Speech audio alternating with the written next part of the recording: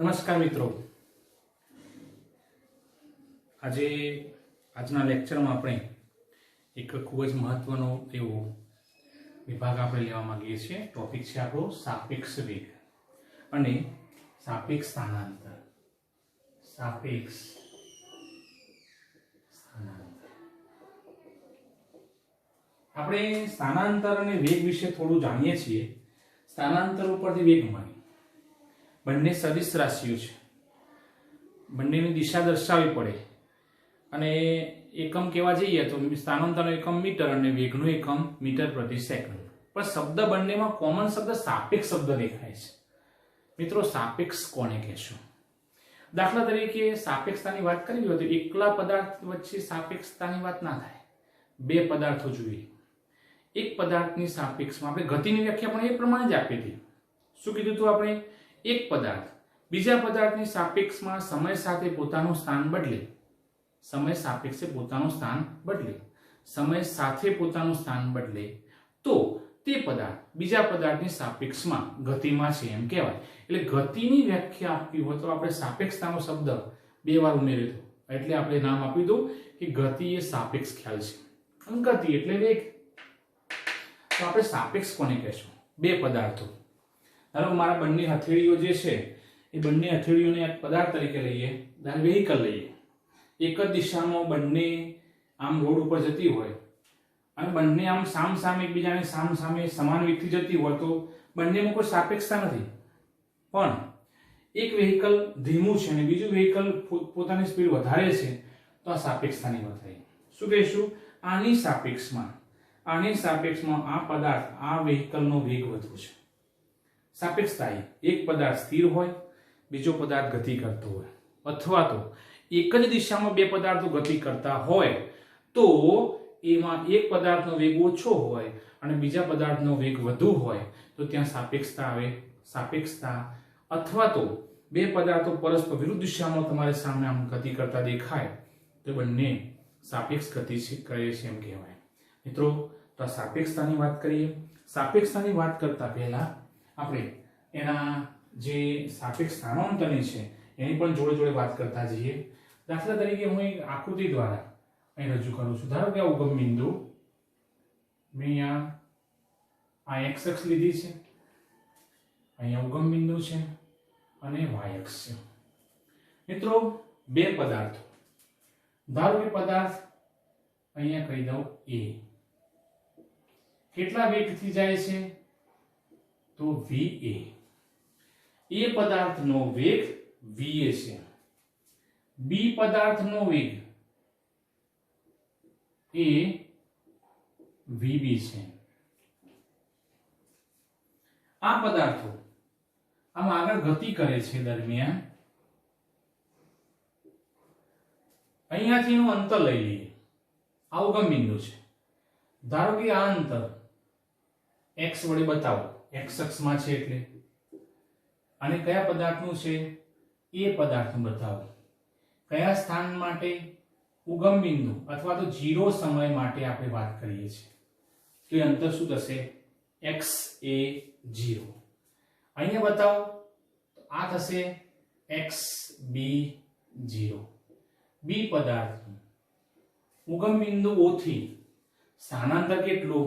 x b 0. મિત્રો, પદાર્થો ગતિ કરતા છે એનો એ પદાર્થનો વેગ કેટલો લીધો આપણે? va. બી પદાર્થનો વેગ કેટલો લીધો? vb. હવે પદાર્થો આમ ગતિ કરતા કરતા આવે છે. ધારો કે એની બીજી સ્થિતિ બતાવવા માટે આપણે જુદી કલર ની બોલ પેન વડે આપણે બતાવીએ. ચાલો, ધારો કે આ એ પદાર્થ છે, એનો વેગ va છે અને આ બીજો પદાર્થ છે એનો વેગ vb છે. vb છે તો ઉગમ બિંદુથી કેટલું અંતર એનું? તો પહેલો પદાર્થ છે એનો આપણે સ્થાન અંતર પણ સમય t સાપેક્ષે લઈએ છીએ. ધારો કે xt છે, x એ t છે અને અહીંયા x b t છે. આપણે એમ વિચારીએ, તમે થોડોક અંદાજ આવી ગયો છે. પદાર્થ A કરતા પદાર્થ B વધુ અંતરે અહીંયા દેખાતો હશે તમને. એટલે આપણે વાત કરીએ છીએ. ચલો ધારો કે t બરાબર 0 સમયે એ પદાર્થ નું સ્થાનાંતર x એ 0, બી પદાર્થનું સ્થાનાંતર x બી 0. ચલો ખ્યાલ આવી ગયો. અહીંયા 0 સમય એમ દર્શાવ્યું છે. હજુ એને પોતાની ગતિ, પોતાનું જે આપણે અહીંયા વેગ શોધવા માંગીએ છીએ, સ્થાનાંતર હજુ એને કર્યું નથી, ઉગમ બિંદુ પર જ છે. હવે t બરાબર t સમયે એ પદાર્થનું સ્થાનાંતર અથવા સ્થાન કહીએ તો પણ ચાલશે. x એ t, સ્થાન કહીશું તો પણ ચાલશે. ચલો એટલે આપણને આમ સ્થાન તરીકે આપણે વિચારીએ છીએ, સ્થાન છે. ચલો બી પદાર્થનું સ્થાન xbt. હવે મારે સ્થાનાંતરની વ્યાખ્યા આપવી છે એટલે મેં સ્થાનાંતર કાઢી નાખ્યું. સ્થાનાંતરની વ્યાખ્યા આપી તો આપણે સ્થાનાંતરની વ્યાખ્યામાં શું બોલીએ છીએ? પદાર્થના સ્થાનમાં થતા ફેરફારને. હવે એ પદાર્થને લઈએ તો એના અંતિમ સ્થાનમાંથી એનું પ્રારંભિક સ્થાન બાદ કરો તો એનું સ્થાનાંતર મળશે.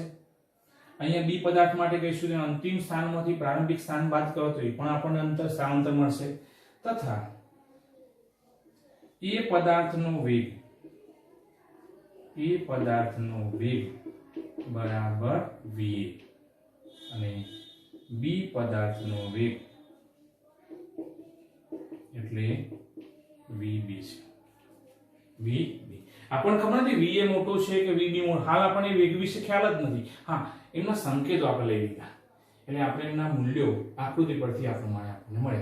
અહીં કેવું હોય તો આ સમય છે t બરાબર 0 સમય અને અહીંયા કેવું હોય t બરાબર t સમય. એટલે સમયનો તફાવત પણ તમે લઈ શકો. અંતિમ સમયમાંથી પ્રારંભિક સમય બાદ કરો તો આપણને t સમય મળશે. ચલો મિત્રો, આપણે હવે આપણા જે સમીકરણ મેળવવા છે, સાપેક્ષ વેગની વાત કરવી છે, એ મેળવીએ. તો એ પદાર્થ માટે આપણે લઈએ છીએ. એ પદાર્થ માટે મિત્રો એક જ દિશા છે માટે એ પદાર્થનું જે પણ મૂલ્ય મળશે એમાં આપણે બી પદાર્થનું મૂલ્ય સીધું મૂકી શકીશું. કારણ કે દિશા આપણને નડવાની નથી. અહીંયા દિશા આપણને બતાવવાની આવતી નથી. ચલો આપણું સૂત્ર કહીએ આપણે. ચલો સૂત્ર શું છે? વેગ બરાબર સ્થાનાંતર ભાગ્યા સમય. વેગ બરાબર સ્થાનાંતર ભાગ્યા સમય. હવે સંકેતો લેતો જુઓ. તો ચલો એ પદાર્થ માટેનો વેગ કયો? va બરાબર, ચલો સ્થાનાંતર એટલે એ પદાર્થના અંતિમ સ્થાનમાંથી પ્રારંભિક સ્થાન બાદ કરીશું. અંતિમ સ્થાન કયું છે?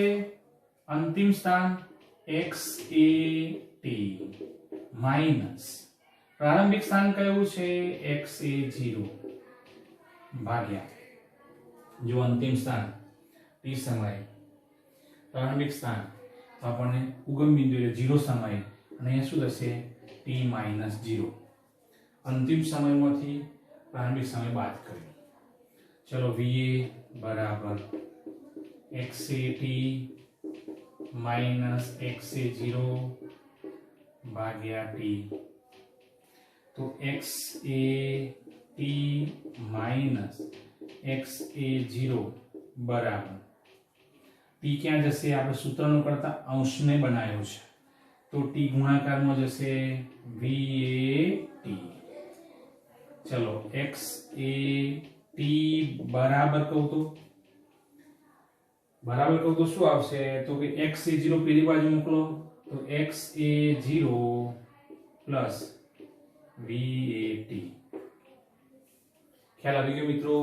કયું સમીકરણ લીધું છે આપણે? સ્થાનાંતર અને સમયનો ગુણોત્તર લઈ વેગ બરાબર સ્થાનાંતર ભાગ્યા સમય લીધો આપણે. va બરાબર એનું સૂત્રનું કરતા મૂકી અને આપણે વ્યાખ્યા પર જ ગયા છીએ આપણે.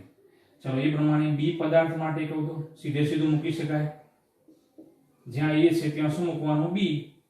ચલો બોલો, આના ઉપરથી બોલવાનું xbt બરાબર xb0 પ્લસ vbt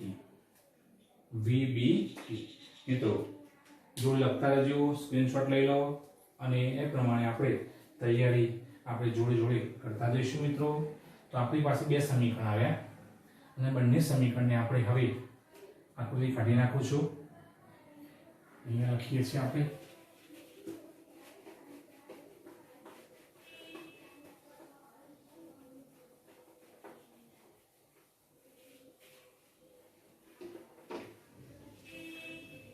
ચલો લખીએ છીએ આપણે એ પદાર્થ માટે XAT બરાબર XA0 પ્લસ VAT, એ પ્રમાણે XBT બરાબર XB0 પ્લસ VBT. આ પ્રમાણે સૂત્રો આપણે બે મેળવ્યા અને હવે આપણે આકૃતિ પ્રમાણે તમે આજની આકૃતિ કાઢી નાખી, પણ તમારી પાસે આકૃતિ છે. કયો પદાર્થ વધુ અંતરે છે? તો કે બી પદાર્થ. તો બી પદાર્થનું સ્થાન t સમય વધુ છે એટલે આપણે નીચેના અંશ સૂત્રમાંથી ઉપરનું સૂત્ર બાદ કરીએ. ડાબી બાજુમાંથી ડાબી બાજુ બાદ કરીએ. એનો મતલબ આવું થયું જુઓ, xb0 પ્લસ VBT માઇનસ અહીંયા XA0 પ્લસ VAT. ખ્યાલ આવી ગયો? આનું મૂલ્ય છે તો અહીંયા મૂક્યું, માઇનસ કરીને અહીંયા મૂકી દીધું. હવે પાછળનું કાઉન્ટ છોડી કાઢીએ છીએ. XB0 plus VBT minus XA0 minus minus ગુણ્યા પ્લસ એટલે માઇનસ VAT. ચલો હવે સમાજ એક કરીએ. 0 સમય વાળું જોડી લઈ દઈએ પદ. તો XB0 માઇનસ XA0 પછી પ્લસ આનું કૌંસ કરી દઉં છું એ ઠંડી ના લાગે, ગરમી ના લાગે, વરસાદ પડે વાંધો ના આવે. માઇનસ બરોબર XA0 પછી આમાંથી આ બંનેમાં કોમન શું નીકળશે? આ તો આપણે લઈ લીધું અહીંયા. આ બંનેમાં કોમન તો કે t, તો t મૂકી દઈએ છીએ.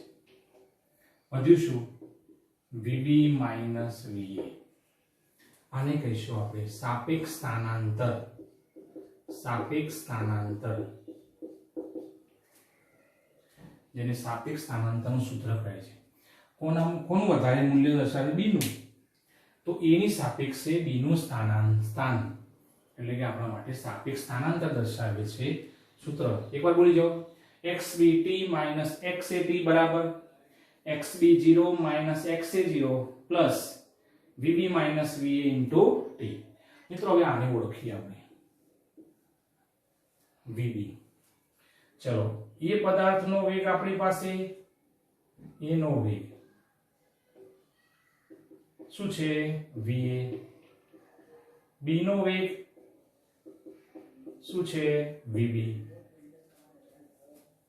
હવે આવું કહું, a નો b ની સાપેક્ષે વેગ, a નો b ની સાપેક્ષે વેગ. આનો અર્થ થયો, ચલો વેગનો સંકેત તો આપણે v લઈએ. જે નો એને આપણે પહેલા મૂકવાનું. કોની સાપેક્ષે છે? b ની સાપેક્ષે. એટલે આમ બોલવું તો આવું બોલાય. સાપેક્ષે શબ્દ જે પાછળ મુકાય. b ની સાપેક્ષે a નો વેગ, b ની સાપેક્ષે a નો વેગ, અથવા તો a નો b ની સાપેક્ષે વેગ, અને અહીંયા b નો a ની સાપેક્ષે વેગ v. યસ સાચું. b a v b. મિત્રો અહીંયા સાપેક્ષ વેગની જ્યારે વાત કરીશું ત્યારે આપણે ચોથા ચેપ્ટરમાં થોડુંક વધારે આના વિશે થોડું ડીપમાં ભણીશું. સૂત્ર એનું આ છે, a અને b જે સંકેત છે આ પ્રમાણે મૂકીશું. va પહેલો માઇનસ vb. અહીંયા થશે VB માઇનસ VA. ક્રમ જ છે. તમે થોડું જુઓ કે VAB માં VA પ્લસ છે ને અહીંયા VBA માં માઇનસ છે, અહીંયા માઇનસ છે ને અહીંયા પ્લસ છે. એનો મતલબ એવો થયો કે જો તમે એકને ધન બતાવો તો બીજું ઓટોમેટિક શું થઈ જશે? માઇનસ થશે. આ પદને તમારે આના જેવું કરવું હોય તો આને કૌંસમાં મૂકી બાર માઇનસ મૂકવું પડે એટલે માઇનસ ગુણ્યા પ્લસ એટલે માઇનસ થઈ જાય. આ માઇનસ અને પેલું માઇનસ બાર મૂકે પ્લસ થઈ જાય. એટલે બંને વચ્ચે સંબંધ કેવો? તો એક પ્લસ બીજો માઇનસ. મિત્રો આવો નિયમ તમે ભણી ગયા છો, તમે 9મા ધોરણમાં ભણી ગયા છો, જેને આપણે ન્યૂટનની ગતિનો ત્રીજો નિયમ કહીએ છીએ. આઘાત અને પ્રત્યાઘાત સમાન મૂલ્યના અને પરસ્પર વિરુદ્ધ દિશાના હોય છે. તો અહીંયા આપણે એવું કહેવાય, તમને હેતુલક્ષી પૂછાય, સાપેક્ષ વેગ કયા નિયમનું પાલન કરે છે? તો આપણે શું સાપેક્ષ વેગ બે પદાર્થો માટે ન્યૂટનની ગતિનો ત્રીજો નિયમ અહીંયા એ ભણાય છે એનું પાલન કરે છે મિત્રો. તો આ પ્રમાણે યાદ રાખશું અને એ સાપેક્ષ વેગ. ચલો મિત્રો, આપણે સૂત્ર જે મેળવ્યું એના ઉપરથી આપણે બંને પદાર્થોની સ્થિતિની વાત કરીએ. તો સૂત્ર લખી સાપેક્ષ સ્થાનાંતરનું xbt - xat બરાબર xb0 - xa0 plus vb - va into t. આપણે આને ઓળખવું તો vba કહેવાય. vba એ પદાર્થની સાપેક્ષે b પદાર્થનો વેગ vba થશે. હવે ચલો ખાસ કિસ્સાઓ આપણે જોઈએ. પહેલો, જો બંને પદાર્થો ના વેગ સમાન હોય, બંને પદાર્થોના વેગ સમાન હોય, va બરાબર vb, તો અહીં શું થશે? ધારો કે હું va ની જગ્યાએ vb મૂકું તો vb માઇનસ vb આની જગ્યાએ આપણે મૂકીએ છીએ આ શું થઈ જશે? 0 થઈ જશે. પરિણામે xbt માઇનસ xat બરાબર xb0 માઇનસ xa0. હવે તમે પાછળનું પદ તો 0 થઈ ગયું. અહીં જુઓ, બંને પદાર્થો માટે સાપેક્ષ જે સ્થાનાંતર બતાવ્યું છે એમાં સમય કયો છે? તો t બરાબર t સમય અને અહીંયા t બરાબર 0 સમય આપણને મળ્યો. બંનેનો આપણને અહીંયા તફાવત જે છે એક સરખો મળ્યો. એટલે કોઈ સમય ભલે વધતો ગયો, 0 માંથી શું થયું? t થયું, t નું 2t થાય. કોઈ પણ સમય પછી બદલાય પણ સ્થિતિ તો એના જ રહે. b વાળા પદના સ્થાનમાંથી a વાળું પદ સ્થાન બાદ કરો તો પણ તમને પરિણામ તો કેવું મળે? સરખું આવે છે. જો મારે એનો આલેખ બતાવવો હોય તો આલેખ તમે થોડું ધ્યાનથી જુઓ. અહીંયા x એટલે અંતર લીધું છે આપણે y અક્ષ ઉપર, સમય લીધો છે આપણે x અક્ષ ઉપર. અને હવે ધારો કે એમ કહીએ કે મારે આ પરિસ્થિતિ બતાવી છે. ધારો કે એ પદાર્થ અહીંયા છે તો એનું સ્થાન શું કહીશું આપણે? xa0. અને b પદાર્થ ધારો કે અહીંયા છે તો એનું સ્થાન કયું થશે? xb0. ઉગમ બિંદુની સાપેક્ષમાં આપણને સ્થાન આપેલા છે. હવે એમ કહીએ તો પછી xb અને xt એમનો તફાવત, અહીં તફાવત લઈ લો તમે. 20 માંથી 10 બાદ કરો તો આ પદ આવશે. 20 માંથી 10 બાદ કરો તો આપણને 10 મૂલ્ય આવે. હવે આપણે ધારો કે આગળ જવું હોય તો અહીંયા સ્થાન સમય વધે છે, સમય t થાય છે, t સમય થાય છે, સમય વધે છે એમ આ પદાર્થ પોતાનું સ્થાનાંતરણ કરતા જશે, પોતાનું સ્થાન બદલતા જશે. પણ સ્થાન એવી રીતે જ બદલાય કે આ બંનેનો તફાવત જેટલું જ એ મૂલ્ય મળે. તો ધારો કે આ પદાર્થ આમ ગતિ કરતો કરતો આમ ગયો અને અહીંયા આપણને xa મળ્યું. x એ તમે આમ કરી દઈને એ શોધી કાઢો xa મળી કહેવાય. અહીંયા જે મૂલ્ય હોય એ xa કહેવાય. એટલે એ પદાર્થ માટે. અને એ વખતે b પદાર્થ પણ એ રીતે જ ગતિ કરશે, એનું પણ તમે શોધી કાઢો આમ કરી અહીંયા. તો b પદાર્થ માટે છે અને એનું સૂત્ર અહીંયા શું થશે? અહીંયા t, અહીંયા પણ xbt. તો આ જે તફાવત હશે જે અહીંયા હતો એટલો જ તફાવત કોઈ પણ સમયે આપણને બદલાતું ન હોય એવો મળશે. એટલે આપણે કહી શકીએ અહીંયા પરિણામે બંને પદાર્થો એકબીજાને કેવા હશે ભાઈ? સમાંતર હશે. ક્યારે પણ મળશે નહીં. જેવો ક્યારેય પણ એકબીજાને મળશે નહીં. ક્યારે મળે? બંને ભેગા થાય તો, બંને લાઈનો એક સાથે ભેગી થાય, ક્રોસ કરે તો એકબીજાને મળે એવું કહેવાય. પણ અહીંયા તો બંને એકબીજાને કેવી રહેવાની? સમાંતર રહેવાની. એટલે આપણા માટે અહીંયા જો બંનેના વેગ સમાન હોય તો મિત્રો આપણે પહેલા વિકલ્પમાં જોયું જો બંને પદાર્થોના વેગ સમાન હોય VA બરાબર VB તો એમનો આલેખ આપણને કેવો આવતો તો આમ સીધો એકબીજાને સમાંતર આવતો હતો. તો આપણે એમાં એવું કીધું કે બંને પદાર્થો ક્યારે પણ એકબીજા સાથે ભેગા થશે નહીં, મળતા નથી. બીજો વિકલ્પ આપણે આવો વિચારીએ જો બંનેમાંથી ધારો કે કોઈ એકનો વેગ વધુ હોય એટલે કે VA ગ્રેટર ધેન VB એટલે એ પદાર્થનો વેગ B પદાર્થ કરતો વધુ હોય તો આપણો જે સાપેક્ષતા જે વેગ છે અહીંયા સાપેક્ષ વેગ VB VA નાના વેગમાંથી મોટો વેગ તમે બાદ કરો તો જવાબ તમને શું મળશે? ઋણ મળશે. મિત્રો ધારો કે આપણે ધારી લઈએ આને ધ્યાનમાં રાખીને VA નું મૂલ્ય 20 મીટર પ્રતિ સેકન્ડ છે. x એ 0 એટલે t બરાબર 0 સમયે પદાર્થ A ઉગમ બિંદુ O થી 10 મીટરના અંતરે છે. એટલે આપણે નામ આપ્યું x એ 0. VB નું મૂલ્ય નાનું લેવાનું એટલે આપણે 10 મીટર પ્રતિ સેકન્ડ લઈએ અને ધારો કે t બરાબર 0 સમયે B પદાર્થનું સ્થાન ઉગમ બિંદુથી 40 મીટરના અંતરે છે. અને એ વખતે જો આ પ્રમાણે લેવામાં આવે અને આપણે આલેખ દોરીએ તો આલેખ આપણને આવો મળે છે. જુઓ અહીંયા x ના મૂલ્યો લીધા, અહીંયા t ના મૂલ્યો લીધા 0 10 20 થી જેમ બતાયા 10 મીટર અંતર આપણે એ પદાર્થનું લીધું 0 સમય ઉગમ બિંદુ માટે એ પ્રમાણે xb 0 એટલે t બરાબર 0 સમય b પદાર્થનું સ્થાન લીધું. આનો વેગ વધુ છે. વેગ વધવા પાછળનું કારણ શું?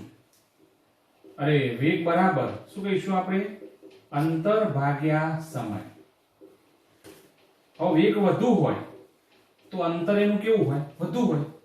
એટલે સમય જેમ જેમ આગળ વધે તેમ તેમ અંતર પણ વધારે કાપતો હોય. એટલે અંતરના અક્ષ તરફ આપણને જેનો વેગ વધુ હોય એ આલેખ ઢળતો જાય. એટલે એ પદાર્થનો આલેખ અંતર કયા અક્ષમાં છે? y અક્ષમાં. એ તરફ વધુ નમન રાખશે. અને જેનો આપણને વેગ ઓછો છે એનું અંતર સમય સાપેક્ષે ઓછું આપણને વધતું જોવા મળશે. એટલે સમયનું મૂલ્ય વધારે છે એના માટે એટલે વેગ ઘટે છે. એટલે સમય અક્ષ તરફ આપણને ઢળતો જોવા મળે.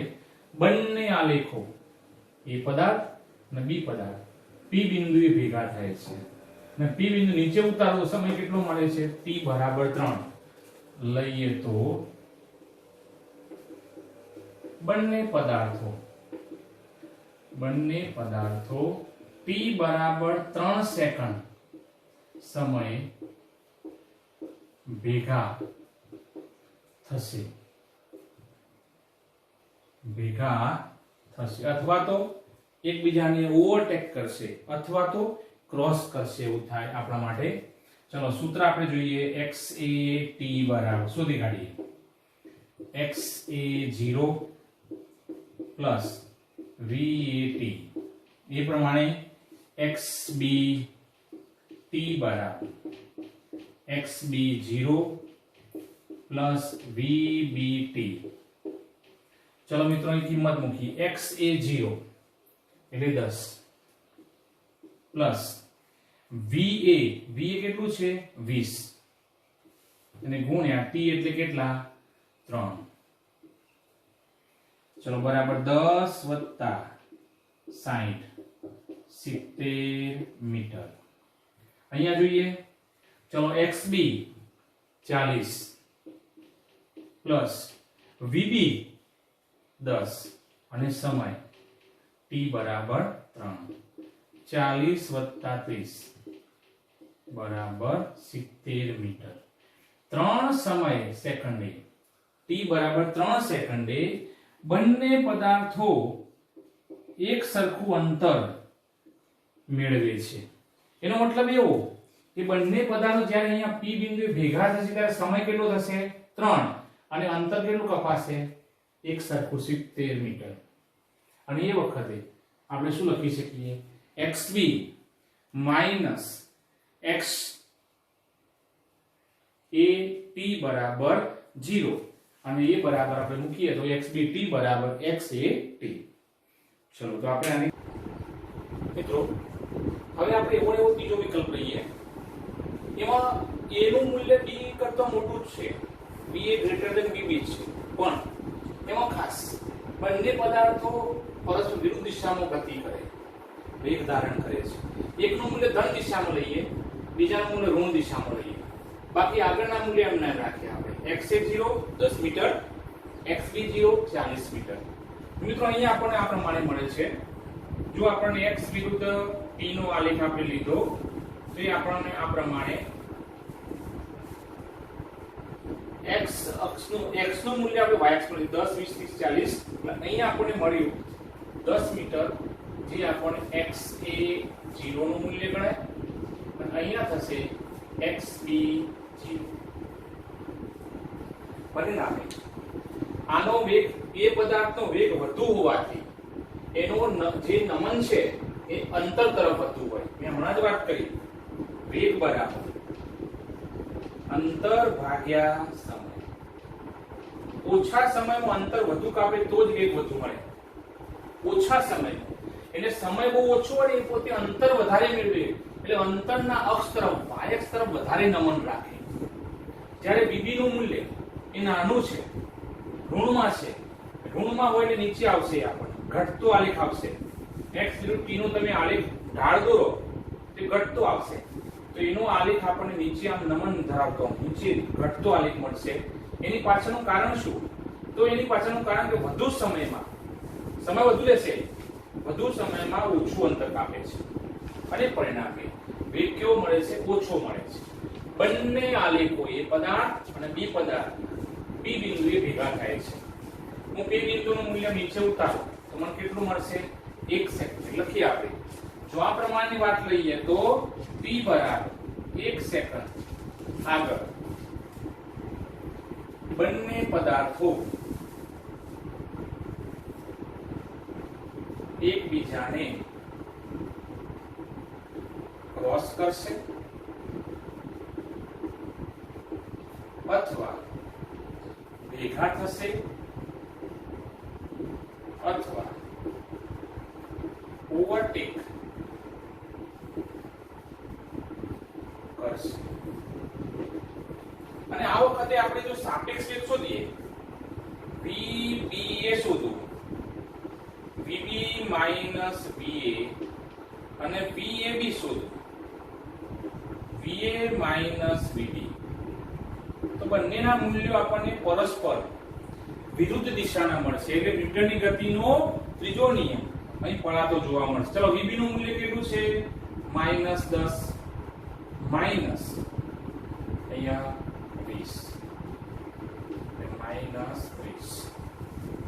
30 મીટર પ્રતિ સેકન્ડ. અહીંયા જોઈએ 20 va નું મૂલ્ય 20 છે માઈનસ vb નું મૂલ્ય -10 એટલે થયું શું? 20 માઈનસ માં પ્લસ એટલે 30 મીટર પ્રતિ સેકન્ડ.